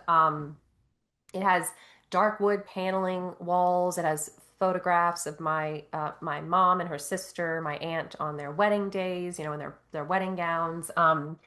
They had a beautiful armoire, and one side has the monitor and a little pullout for the keyboard and the Okay. mouse, and the other when you open the other door, there's the actual computer station itself and our Oh. collection of CDs for the Oh, computer. awesome. Very cozy room. And also because we live in like Louisiana, I want to say at the time he probably had some like Louisiana reminiscent things, unless that was in another room. But like pictures of Cajun music maybe or performing at places. Yes. Yeah, Okay. Uh, you've done such a great job of painting this scene for me. I feel like I'm kind of there, and I hope you are back there I should mentally a take a little bit picture. too. I should go like next tomorrow. I should take a picture at Easter and Oh, like it looks a little different now, but it's yes. virtually the same. It'll still give the spirit, it sounds like. Well, I'd love to see that. So now that we're back in that sort of headspace for you physically, when when would you go over and play this? Tell me, I want to know about what those experiences were like. Would it be you wandering over by yourself for a little play session? Would you stay with them? Would you do this by yourself? I'd love to hear more details. I'd probably just call my grandparents and because my mom, like as a kid, you're like, I'm just gonna walk over. My mom's like, call them, make sure, like which, my grandparents are the kind of people they would have adopted us if they needed to, Yes. but she was like, you gotta learn, like, I'm gonna teach you basic manners that you Yeah. call people before you just barge over. So I'd probably call and say, like, hey, are y'all gonna be home? Can I go play on the computer? Because of course, what if they wanted to use the computer? But Sure. they were, how grandparents are. They're gonna give you the world on Yes. a platter. So walk over, probably grab some snacks, like some. Do you remember those little crispy wafers with the cream in them? Like they can Oh, be yeah. pink or like for strawberry, and Yes, they can. there's like pink, there was the dark brown for the chocolate one, there was the vanilla. Oh yeah, Mm-hmm. I know those. Are Oh, they like a good. little Debbie snack? I mean, I'm sure there's different brands who made them. Little Debbie's makes the Nutty Buddies, which are the peanut butter, but those are Okay. like the big ones. But like I Yes. remember, like my grandpa was diabetic, so he had like the sugar-free little crispy, Okay. the small. So I would eat them, and I'm probably eating his snacks, but oh well. Oops. Or some peanut butter Ritz with the cheese or the peanut butter, those Very little good. Yes. crackers. So he'd be watching TV, probably Bonanza or Gunsmoke or Hmm. something, some Western, and my grandma would be reading the paper, and I guess it would be either after school or probably the weekends. Okay. Yeah. Great. I love that. You've already even just giving me some of these additional tangible details like the snacks you would eat or your surroundings and what was going on there. I love that so much. During this period of your life, whether it was a year, a month, who knows how long, what are some things that you recall that also filled out your life from this era that you want to dive into? You've already talked about taking horseback riding lessons, but what else would this version of Celeste been doing or filling her life with? Oh gosh. So I guess I was in third grade around this time. So I kind of discovered like we would write little journals at school, and I remember my third grade teacher for creative writing the portion of that class, she had this like shoebox of pictures, and if you needed inspiration to what to write in your journal, you could go and like pull out a picture and like make a story about this Wow. picture. So I thought that's a cool prompt. That's amazing.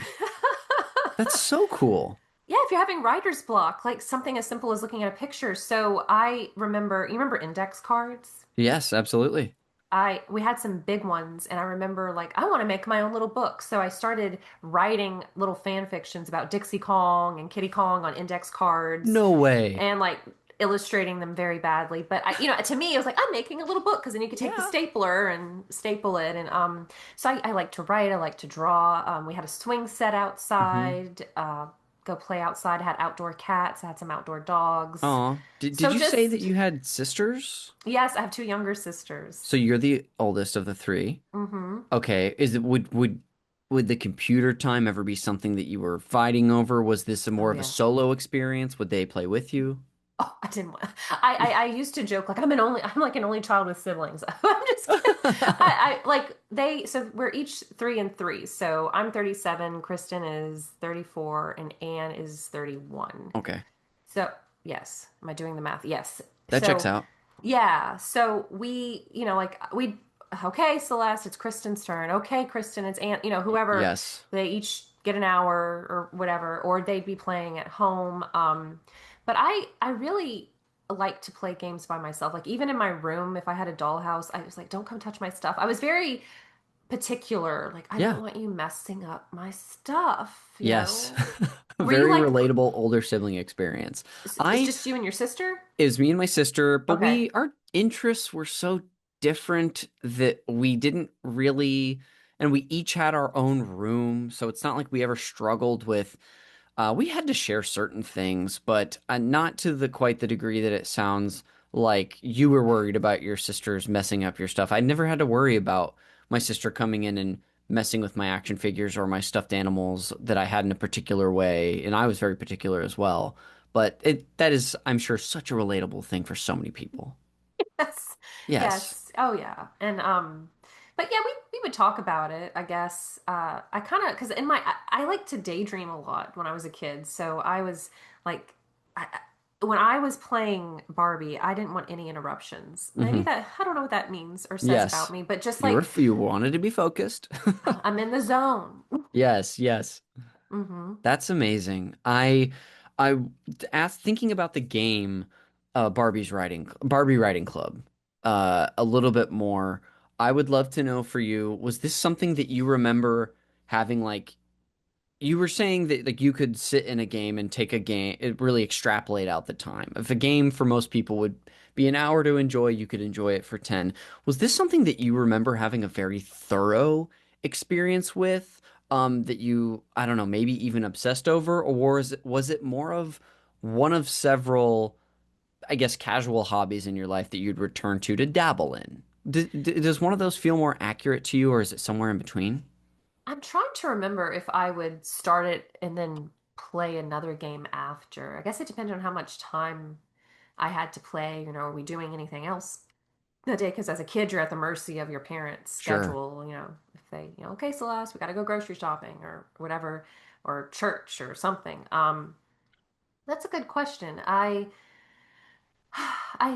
can't. It's amazing. Like everything just blends together. All these Of course. games. And it's They all. so long. We're talking about something that for us is almost 30 years ago, a Yeah. while back. So it can be God. hard. Specific memories and stuff I understand can be tough to recall. But sorry, I interrupted you a little Oh bit. no, no, I appreciate that. I think I was just like curious about what is happening, like what is this Yeah. mystery at Secret Valley, And Yes. again, these Let's Plays, you could spend less than an hour on this Hmm. game unless you truly wanted to stop at every single stop or take all the photos or different things, but I guess I just stretched it out. Also, I think our computer was a little slow. It went that. Do you remember Uh-huh. some lag on some computers? Oh, yes.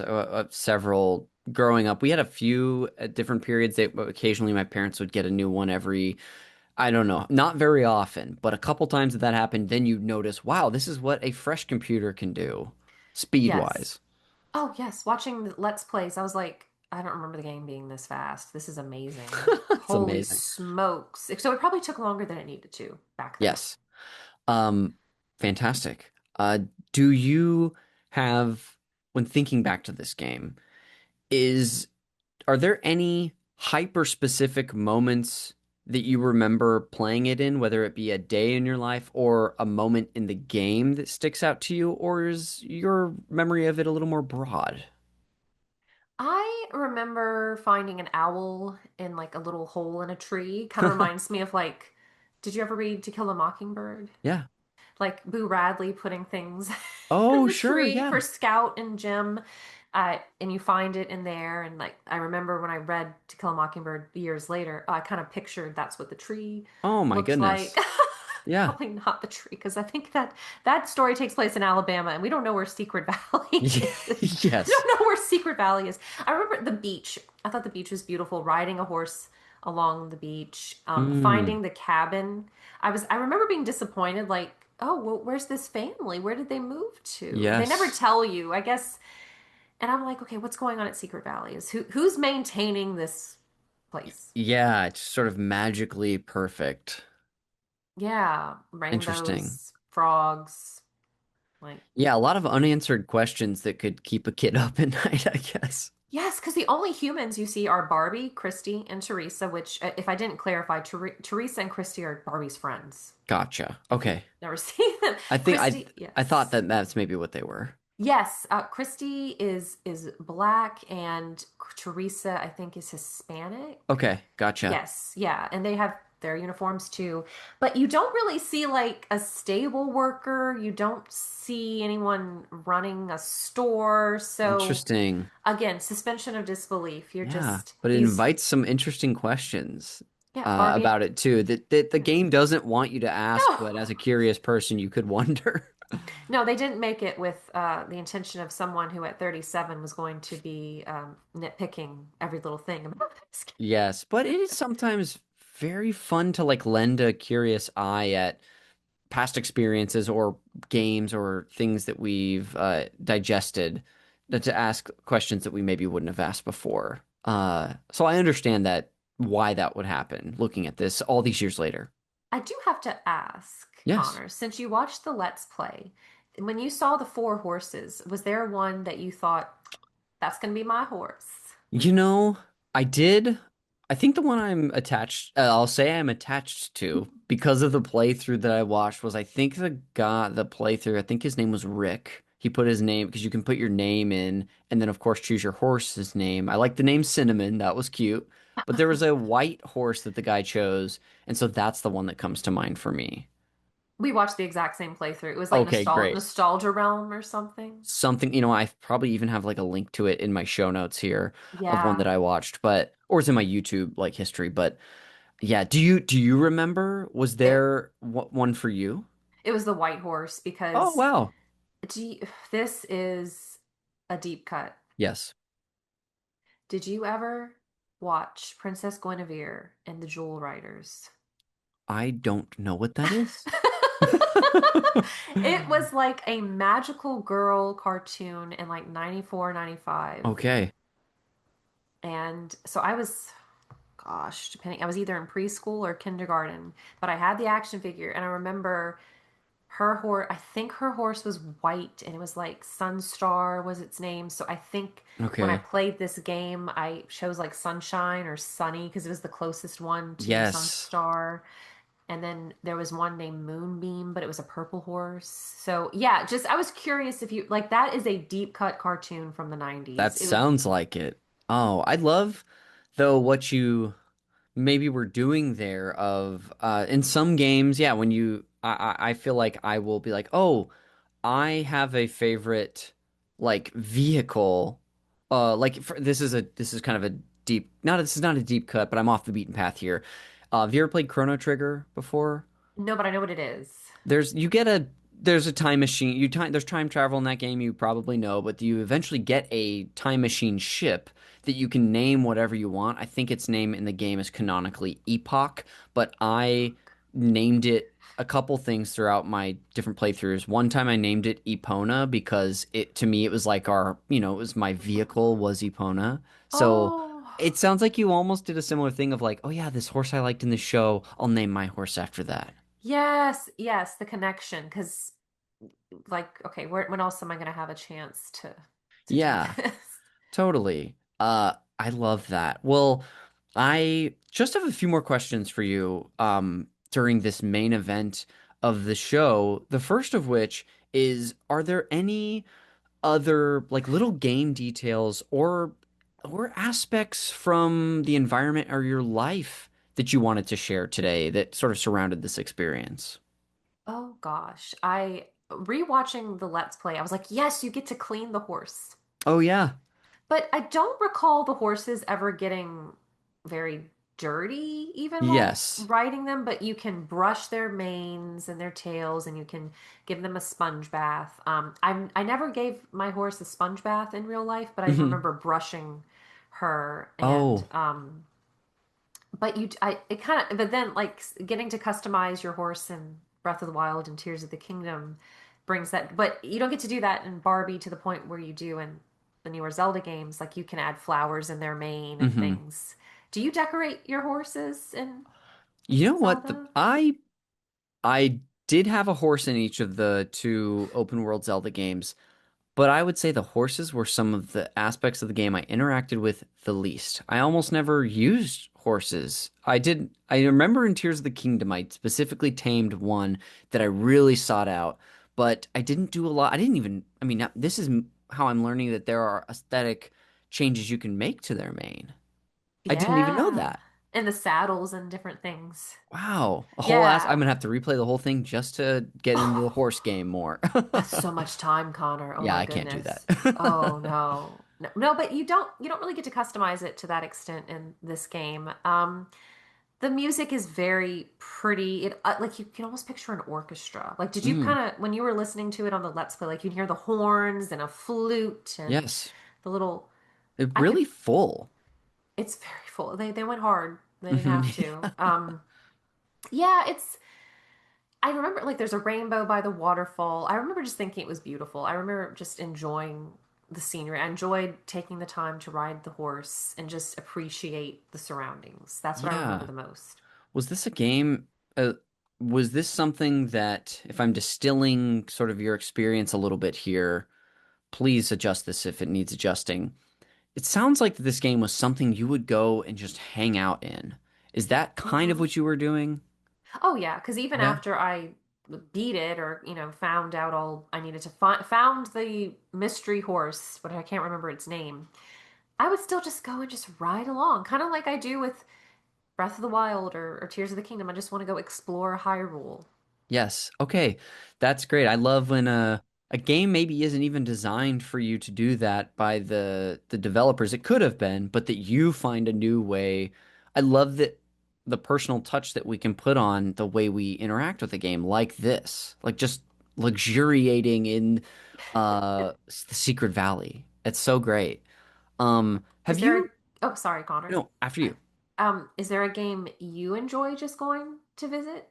Uh Yes, and actually, one of them might be a recommendation you have coming later, so I'm actually Oh, going to save it. oh, okay, okay, Yes, okay. because I thought this was sort of an element of this was an element I gathered could have been present for people playing this game, so I'll be excited to share that with you later. Um, Two more. Well, I have one question for you before I have you sort of wrap up your feelings about this game. The question is, are there other games in your life that you've played after this one that have given you a similar experience or feeling at all, or anything that comes to mind? You talked about Breath of the Wild and Tears of the Kingdom and sort of going there and riding a horse. Is there anything else that is top of mind right now? Ooh, that's a great question. I those would probably be the closest ones because I can't think. Oh, well, I guess Ocarina of Time because you get to ride a horse. Yeah. I was very much excited in games whenever you could use something besides your legs, your own two Oh. legs to get Mm-hmm. around. Um, let's see, maybe cars. Eh, I Yeah. guess, but horses or creatures of some kind or A um mount, sort a of. mount. Yeah, maybe that's Yeah. the right term. Or like snowboard kids. Oh Did you yeah, did you play those? a little bit, yes. Yeah, those were fun. Yeah, just that sense of exploration. I thought they were beautiful as well. Like Great. again, they're racing games, but I thought they were. I don't know. I wanted to know more about that world. I wanted to get off the snowboard and go explore, Yes. but That's something I really love. My personal favorite snowboarding game is SSX3, which is a part of the okay. SSX franchise, SSX Tricky. You've probably heard the name of that game or Oh know it. yeah. SSX3 allowed you to basically every course in that game is on one mountain, and you could just like do a free ride down a section of the mountain and sort of explore and do a little role playing if you Ooh. wanted. Um, Whereas in SSX Tricky, you don't do any of that, but you do have just totally isolated separate courses that don't aren't a part of one. They might be a part of the same mountain, but they are, theoretically or even in its conceptual design, but it's not something that you can practically see this is where this one is and this is where this one is, and it makes sense in the physical space. Yeah. But SSX3 does kind of do that. Anyway, um, I have one last thing I'd like you to do for me before we move on to some post-show segments. Can you, to the best of your ability, put a little bow on what place this game held for you? Sort of like wrap up your feelings in a sentence or two. Barbie Riding Club fills me with a lot of nostalgia, but a lot of warm feelings, not just for the game, but being at my grandparents' house, where I still visit my grandma to this day, of course, but just it added to the cozy, safe feeling I had at my grandparents' house. I get a little sad thinking about, what's going to happen to her house after she passes away, especially that because it's on a family lane. Yeah, totally. That's very sweet. I'm sure I could have even dove further in with more questions about your grandparents or family here. So I'm glad you added a little on the end there for us. But Celeste, we got some fun stuff to do before we go. But thank you so much for bringing on Barbie Riding Club. This was so much fun to hear about your connection to it. Thank you for having me. I'm an honor. You're so welcome. Well, to close things out, we're going to lead you into two final post-show segments. The first of which is the Fact Me by Your Game segment, where I'm just going to share some fun facts about this game that you've brought on today. Now, it can be a challenge with a game that has a lot less written about it on the internet, like Barbie Writing Club, to find interesting things to share. But I actually find more often than not, when I have a challenge like this, I end up finding more interesting things than I expect. For example, I got a couple, just kind of a smattering of things to share with you. Oh, okay. So I was wondering, wow, this is 1998. This must have been an early Barbie game. I looked it up, and this is, of course, this is not the first, second, or third Barbie game video game ever made. This was, in fact, according to the Barbie Wiki in the video game section, the 23rd Barbie game ever made at this time. So by 1998, they already made 23 of these games. The Let's see, the first one, I don't have the link to my article anymore, but the first one was made, I want to say, in like 1991. And it was just called Barbie. That came to, I believe, home consoles and the computer. But the most recent Barbie video game was one made in the year 2024 titled Barbie: Project Friendship. So as recently as 2 years ago, there was a new Barbie game. Interesting. Was your Oh, sister a Barbie doll she was player? a Barbie, big Barbie head. Or like maybe a normal for like an American girl raised in the 90s. But she had Mm-hmm. plenty of Barbies for sure. Um, the you earlier mentioned this is less of a fact and more of something I want to share with you. Um, it might not make sense to watch it exactly now, but you were talking about probably seeing a commercial for this game, and I found the most 90s commercial ever for this game that is just so worth watching when you have the time. It's very Oh. cute, and it has an original song that they wrote to it that's just describing the game, like very much a 90s thing you would see in a theme song, almost like an intro to a TV show. But Oh, the it's, little girls. yes, but it might bring you back if you watch that a little bit.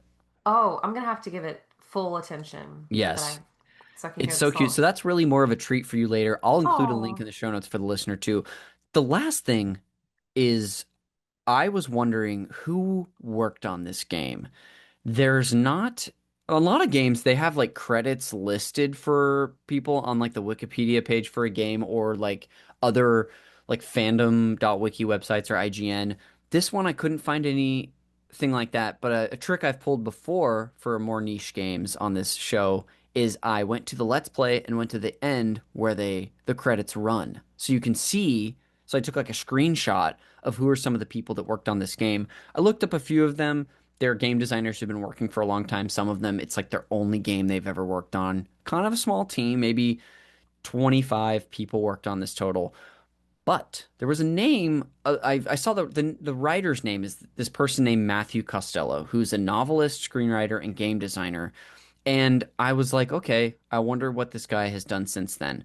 I went to his IMDb page, and he's worked on a ton of games, including he did some writing for the Resident Evil 4 remake game. Now, I don't know if he was like helping write like the American script for it. I'll put his IMDb page in the chat here. But he also was the original writer on 1993's The Seventh Guest. Are you familiar with this game? No. The Seventh Guest is a they've remade it a couple of times. In fact, coincidentally, I happen to be friends with the woman who wrote the remake recently. A friend of mine named Claire. She's amazing. But he wrote this game too, which is sort of a famous like house exploring game. It's reminiscent of like Myst in some Oh, ways, with a little more of a narrative that's kind of directly fed to you. holy smokes, Connor. I'm looking at it right now. I would absolutely play this game. Yes, it seems honestly it could have been a recommendation for you today had I not done the recommendations first and then found this fun fact. But I was just super fascinated that this guy Matthew Costello, this is his first game. I think or not his first game, but one of the first games he worked on was Barbie Riding Club as the writer. So yeah, I thought those were just some interesting, fun little tidbits that I found about it. I can't thank you enough for this. Oh my gosh, you're Well, welcome. thank you for taking the time not only to humor Yes, me and talk about this game, but reminding me of the commercials. And now we know about Matthew Costello and the seventh yes. guest. There's just so much that I'm sure we could have even mined if we wanted to. But that will do it for the Fact Me by Your Game segment. I'll lead us into the final one for the episode, the game recommendations, which, as you know, Celeste is my one forced tie-in to the movie Call Me by Your Name, where I'm gonna treat Barbie Riding Club as your passionate summer fling from a very particular time in your life when you visited Italy. And you kind of could never forget this love that unfortunately it didn't work out with you long term. So, in order to help you get over this devastating heartbreak of Barbie Riding Club ditching you, essentially, I've got three recommendations that all have a little something in common with the game. But before I present them to you, I need to know, are you ready to get back out there? I am. And my heart's ready. I'm very glad to hear it. The first of which is if you want another CD-ROM world to get lost in. This is the game I was saying that came to mind for me earlier. That is Lego Island. Did you ever play this game growing up? Where the pizza burns the prisoner's cage? Yes. And I'll do an impersonation really quick of it's like the narrator saying Pepper's name where he goes, Pepper, who's the little boy that you play as for the Yes. majority of it. This game I did an episode on it a couple about a year and a half ago with my friend Charles Ingram. But this was one of those games that captured my imagination as a kid and wondering what else is on this island, what else is here. It felt ethereal, it felt creepy. I just wanted to explore it forever, so had to recommend it for you. Sounds like you've played it or at least are familiar. Yes. I think my grandparents might have had it or my cousin had it, but Sure. I remember that pizza. I remember you mess it up and you're in a world of pain. Yes, it sort of kicks off the whole event, all the events of the game is the Brickster getting out of prison because he melts the bars somehow Thank with the pizza so spicy. thank you for this because how did I forget about Lego Island Adventure? You know, there's only so much space our brains have, I guess. Now, the second recommendation I have for you is if, you started to scratch the itch with the horseback riding in this game, but you really want to get serious and be a horseback rider, I'll recommend a game, actually a modern game, called Rival Stars. Have you heard of Rival Stars, the horseback riding game? I'll put a link to I got a trailer right here. It's out for PCs and consoles, but it's like it's a horseback like racing simulator style game. Oh, okay. Yes. So this looks interesting. Yeah, it takes itself seriously. Oh, oh my goodness, it's beautiful. Yes, shown Celeste a trailer for this game. So again, if you're like I want to take it a little more seriously and be a horseback racer, here we go. I have one more recommendation for you. Is if you're itching to ditch the horse for some horsepower and you really want to rev things up, I'll recommend another CD-ROM based game from my childhood, Hot Wheels Stunt Track Driver. Do you know this game? No.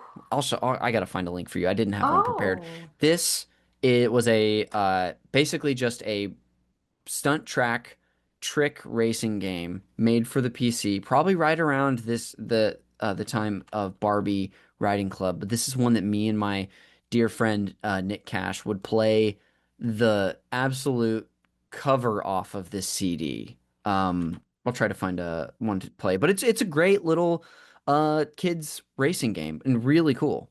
and you can build the tracks. Yes, you could I think you could make tracks as well. They also had a bunch of pre-made tracks for you too, but it would be like you're racing tracks, that a kid would have set up in his house or her house back in like in the day. So anyway, I'll put a link to that as well. Again, ditching the horse for the horsepower on this one. I love the connection. That's very good. Oh, I'm so glad. Uh, well, to wrap these up, I'll recount them too. We've got for you today Lego Island, Rival Stars, and Hot Wheels Stunt Track Driver. That'll do it for the game recommendations. And Celeste, that'll actually bring us to the end of the show. So before we go and plug anything we want on our way out, thanks again for taking the time to do this. This was so much fun chatting today. Oh, I had an absolute blast, Connor. I hope that your team wins today so Oh, that that's all I needed to hear. I had a blast. This was very refreshing because I work from home and I don't, I get to talk about games here and there, but there aren't many people I talk to the depth and this Yes. level with. Hmm. So it really means a lot, and I can tell how much care you put into each of these episodes. I mean, the fact that you take the time to research the games and then the recommendations, and I love the questions you ask your guests because I can tell you're paying attention. You're not just reading off a teleprompter. Thank you. I So, really appreciate that. And you know what? It helps having a great guest like yourself. It really takes two to tango. As much as I can prepare and try to be a thoughtful and present host, it takes someone else on the other side. So thanks again for doing this. This was awesome. it made my day. Oh, I'm so glad. Well, I know we plugged some stuff up top at the beginning of the podcast, but what do you want to plug on your way out? Where can people find you? You can find me at Fairy Crypt wherever social media is, I guess, minus MySpace. That's not really a thing anymore. Not Never really there. forget. Never forget.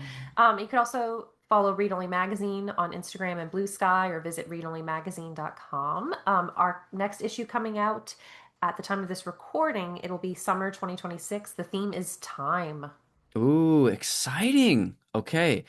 Very cool. Well, I'll put a link to all of that in the show notes, and including everything I'm about to plug right here. The cover art for Call Me by Your Game is done by the artist Glenn J. You can find him at his Instagram and a link in the show notes as well to see the other cool works of art that he makes there too. The show is produced, edited, and the original music that you've heard throughout is done by Jeremy Schmidt. You can follow me on Blue Sky if you like. There's a link to my profile in the show notes too. You can follow Call Me by Your Game all over the internet. We're on Instagram, Blue Sky, and I've already said it, but there's a video version of this podcast on YouTube. And we also release our bonus co-op episodes that are the audio versions are an exclusive Patreon bonus at the $10 Engineer Toad tier. But a week after we do those episodes and publish them on the Patreon, I release the video version for free. So go check out my group discussions on games. Most recently, what did we cover most recently? Oh, Katamari. Me and my Katamari for the PSP, and then in April, we'll be doing an episode on Banjo Kazooie. I guess just in a few weeks now, so keep your eye out there. But yeah, follow us on YouTube, Instagram, and Blue Sky if you don't already. And the network, Super NPC Radio. You can follow us on all those places as well. And last but not least, again, check out our Patreon. If you want to there's a couple reasons you might want to go there. Either A, you want to support the show in another way or a meaningful way, or you want to find more bonus podcasts by doing that exact thing. Go check us out there. Again, we've got our weekly Games Club series that we're always doing, covering currently Batman Arkham Asylum. It's my first time playing the game. I'm only at the beginning, so I don't know how I feel about it, but I think it's going to be pretty awesome. So there's a bunch of that stuff in the show notes. You can find a bunch of ways to support us there. But that will do it for another episode of Call Me By Your Game. We will see you on the next one.